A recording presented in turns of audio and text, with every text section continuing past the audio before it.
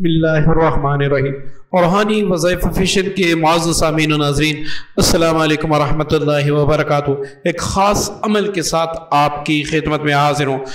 ہم پر جب جادو ہوتا ہے تو مختلف عاملین کے پاس جا کے ہم اپنا علاج کرتے ہیں، لیکن جادو اس کے بعد پھر اٹیک کر جاتا ہے، مطلب کہ ہم ٹھیک ہی نہیں ہوتے۔ کیوں؟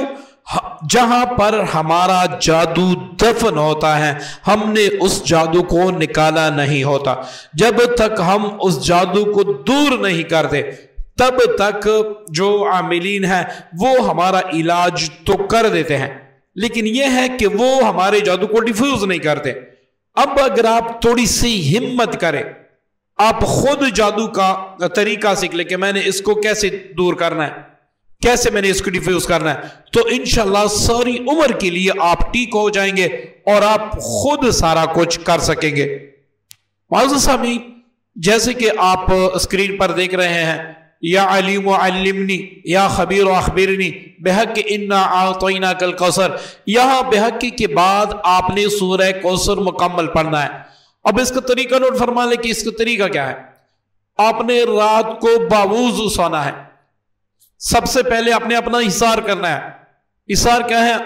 آیت الکرسی اور آخری چاروں کل پڑھ کے 7 بار اپنے دونوں ہاتھوں پر دم کر کے پورے وجود پر پھیریں اور یہ کہیں کہ یا اللہ اس کلام پاک کی برکت سے میں نے اپنا حصار کیا۔ اب مجھ پر جادو کس نے کیا، کہاں پر دفن ہے، آپ نے صرف کہاں پر دفن ہے یہ پتہ لگانا ہے، ٹھیک ہے جی۔ کس نے کیا یہ چھوڑیں، آپ نے یہ پتہ لگانا ہے کہ میرا جادو کہاں پر دفن ہے۔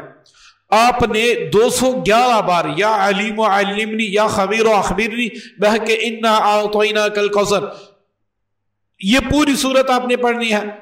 تصور اپنے کام کا کرنا ہے۔